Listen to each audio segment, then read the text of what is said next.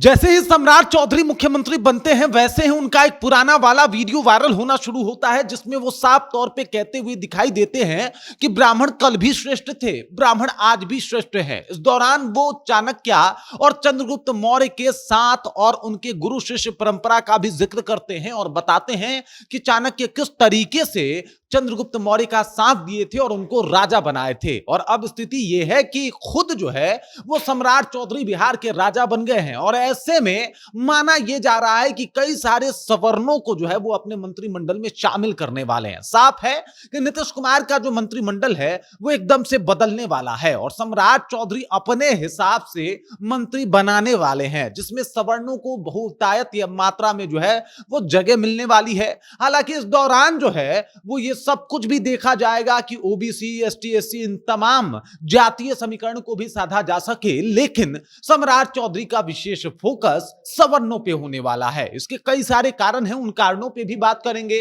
कौन कौन मंत्रिमंडल में शामिल हो सकता है उसके बारे में भी बातचीत करेंगे और साथ ही बात करेंगे कि आगे का मंत्रिमंडल कैसा होगा और क्या नीतीश कुमार का वो जो मंत्रिमंडल था उसे एकदम से समाप्त कर दिया जाएगा। इन तमाम मुद्दों के ऊपर विस्तार पूर्वक चर्चा करेंगे, बातचीत करेंगे, लेकिन उससे पहले मेरा परिचय जान लीजिए।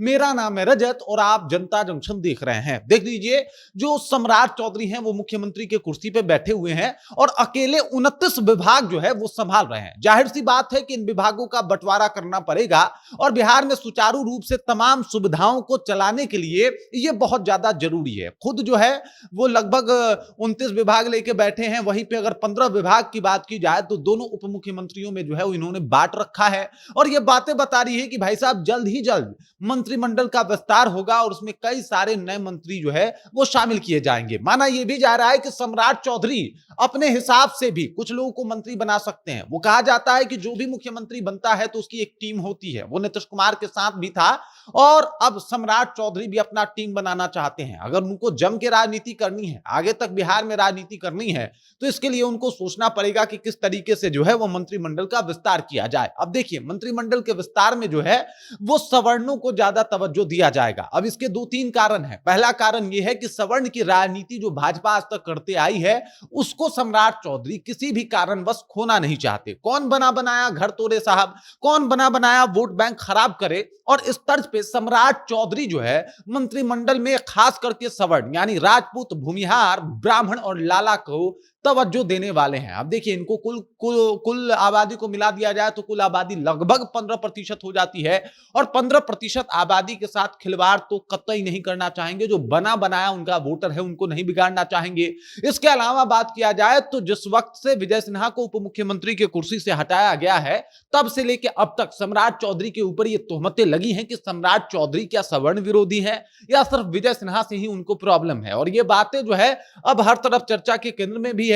भरे सदन में ये बात तेजस्वी यादव ने भी कह डाला था कि भाई साहब आपके पगड़ी के ऊपर विजय सिन्हा की नजर है और ये नजरें इसलिए हैं क्योंकि आपने उनको हटाया, आपने उनको इग्नोर किया, आपने उनको नजरअंदाज किया। इन तमाम तरीके के मुद्दे जो है वो सामने आने शुरू हो गए और अब जो है वो नए मंत्रिमंडल में ये माना जा रहा है कि ब्राह्मण, कायस्थ, राजपूत और भूमिहार इन तमाम जातियों को एकदम से तवज्जो देंगे। खास करके भूमिहार और ब्राह्मण की बात की जाए तो इनको तवज्जो देंगे सम्राट चौधरी और इसके ऊपर इनका पूरा फोकस है। हालांकि माना यह भी जा रहा है कि नीतीश कुमार के मंत्रिमंडल में वो पुराने चेहरे ही दिखाई देंगे जो इससे पहले नीतीश कुमार ने रख रखा था, लेकिन भाजपा के मंत्रिमंडल में कुछ नए चेहरे आ सकते हैं।